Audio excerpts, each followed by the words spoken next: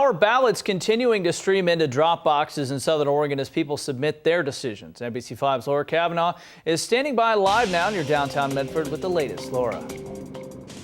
Dan, that is right. We are live at this West Medford official ballot drop site. This is where we've seen a steady stream of voters coming through all night long.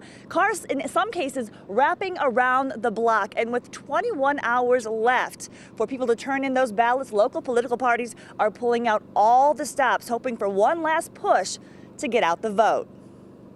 Here we go.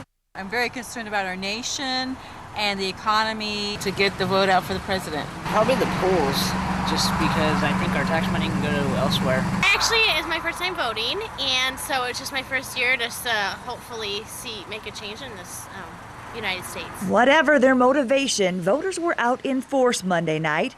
With just hours left to make their voices heard in many hotly contested races, Southern Oregonians who may have procrastinated in mailing in their ballots did the next best thing. They delivered them by hand. Because I have the right, I have the privilege to vote, and hopefully I can make a difference. Here in Oregon, much is at stake in state and local elections. For the first time in a half dozen years, Republicans have a chance of winning several statewide offices, as well as control of the House and Senate. 2 years ago, the Republican Party picked up 6 seats in the Oregon House of Representatives, erasing a Democratic advantage and giving each party 30 legislators in the 60-member chamber. As soon as one party takes over, they have the power, and they can move things in the direction that they believe that things ought to be moved. So this is very critical.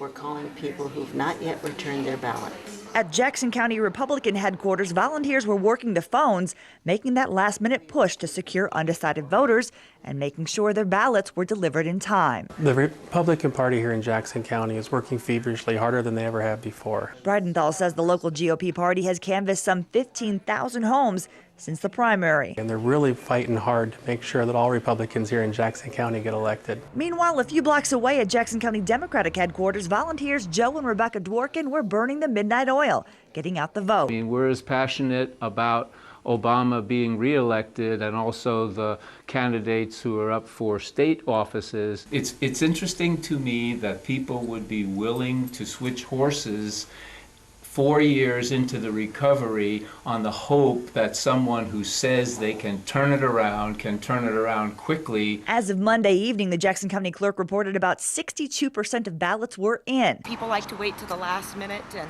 as you can see, the line out in front of the Jackson County Election Center is just nonstop. Not quite on pace with the 2008 presidential election. We were 85% in 2008. The entire state was at 87%. I don't know if we'll make it to that this year, but with the lines the way they are tonight, you never know, we very well could. It's a dead heat, and it's going to boil down to turnout. Now we are back here live. The local Republican Party tells me they're offering a courtesy courier for senior shut-ins to deliver those ballots if you call their headquarters. Now remember, you still have time to turn in those ballots like these folks right here. Those ballots have to be in an official drop box like one here tomorrow by 8 p.m. Live in West Medford, Laura Kavanaugh, NBC5.